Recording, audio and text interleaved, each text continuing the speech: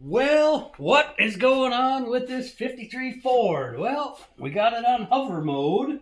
So right now, the only thing holding this thing up right now is our A-frame contraption that we had made here and straps holding it to the roof. So it is nothing is on this lift right whatsoever right now. What are we going to do? Build a new chassis for it. I don't know how it spiraled out of control from putting a different front clip onto it to maybe a four link in the back to we're building a chassis for it, I guess. So I'm gonna do this in kind of an unorthodox way that is a little bit different, but it makes a lot of sense actually. So I'm gonna build the whole chassis for this because I have my chassis table is tied up. My other chassis is tied up at someone else's place. I'm going to use this lift as a chassis table in kind of a backyard hillbilly kind of way, I guess.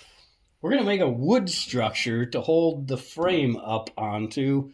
But before I put the frame up here, I'm going to build build the frame in three separate sections. So this rear section is going to be one piece. I'll weld all this together.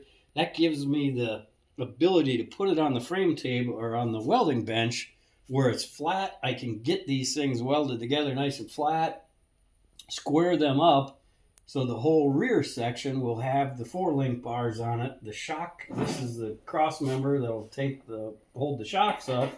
We got all our brackets that Luke cut out for me today. All the small brackets. These are brackets right here that hold the back of the box up right here. We made those out of square tubing, and then we made the brackets also that go on the side of the frame, and this holds the cab up on the.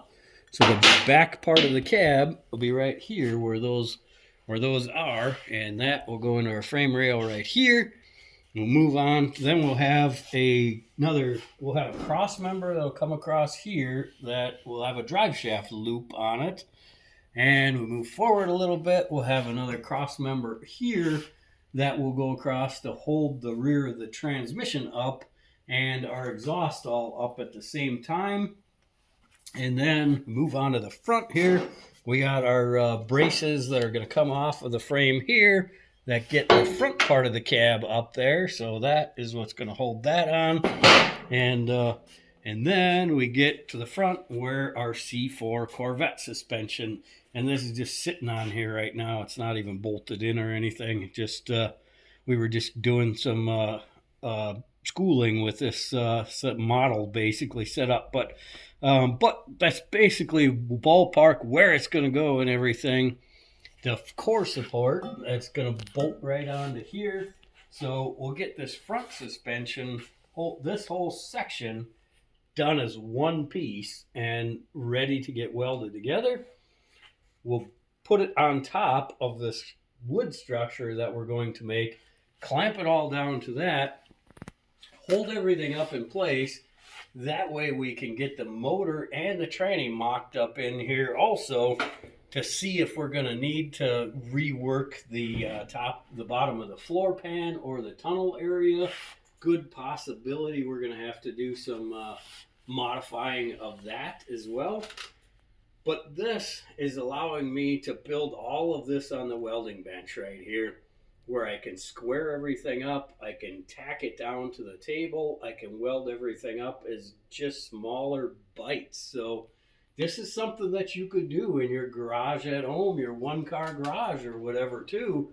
You could build it a piece at a time. You don't have to, I need a chassis table, I need this. No, you don't. I've built a couple chassis before sitting on plywood on the ground. So shims and leveling is all you need to do. It just doesn't need to be squared onto the table and tacked and welded down and have all these massive clamps. It doesn't need to be that. you can build it like this in your workshop at home, no problem. So this is going to be our front clip. We're going to do our rear center section as one piece as well. And then the rear section is going to be one piece. So basically we have 4 splice joints in it. And after we're done, and then we'll get all that tacked together, and then I'll probably lay it down flat onto the table where we can start welding everything up solid on it.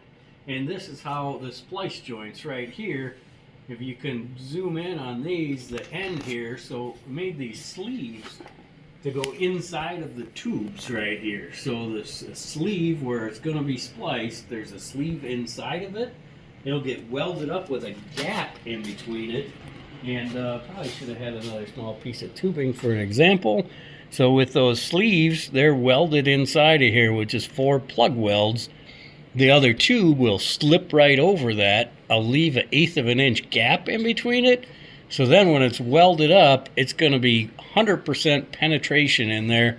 It's going to burn into this backer plate, and that will be all one permanent part of that joint right there. So that way it's super strong. You can grind all the welds down afterwards and make them flushed up like we did back here. Same thing. So this is spliced together right here. And unfortunately, with tubing that's bent like this, it's a little bit different sizes. It changes the sizes and the shape of it, so you can never match them up perfectly. You're always going to have a little bit of an overlap line or something like that with these sides. So, but if you want to paint this frame, a little tiny swipe of Bondo there, you're done. And now it looks like it's perfect one piece. And that's how you can do your splices along here with a tube inside or a piece of flat bar that we bent up inside to do our splices. You get 100% penetration on your welds. You don't have to weld fish plates onto it like a lot of people do, is they'll put a splice here and then they'll put a plate over the top here. I don't want those plates all over the place. Looks like crap, and you ask me. This is how I like to do it. Smooth, neat, clean. And we're going to get this frame done in probably the next week or so. Once we get the frame done, then what we're going to do, well, once we get it to a roller, we're going to start cutting more stuff apart. We're going to put our wheel tubs in it. So I just picked these up from Classic Truck Products today. And these are going to get cut. And they're going to go inside of here. And dumbass, it goes like this. So that'll get cut into the box, and you know the box is just floating here. It's just hanging on ratchet straps right now, but this will get cut out at the inside of the box. We're going to move those wheel wells in to here. So we got 3 more inches of tire clearance right now, and we'll have room for those big, sticky, deep dish wheels. So. And we'll have room for those. Oh, yeah, that looks awesome. Everything is awesome. Yeah, we're going to have room for those. That's going to help with that. We'll take it through the tubbing. We're going to cut this box, inside the box, all apart. We'll take it through that. But first, we're going to get this frame done so we can get this thing as a roller again. And then we're going to build our Ford 9-inch for it also as well. So we're going to build a custom Ford 9-inch that's narrower that will make those tires and the wheels and the wheel wells work harmoniously together. So that's what we're going to do next. Stay tuned for more, guys. We got a lot more coming up. Let's do some burnouts soon. Don't might be a forget little while to yet. like We're this gonna get there sooner or video. later. Click like. Throw me a comment. Let me know what you think. Ring the bell for those notifications when we get a new video. We got lots more coming up, guys. A lot of cool stuff coming up. I hope you guys are enjoying the ride.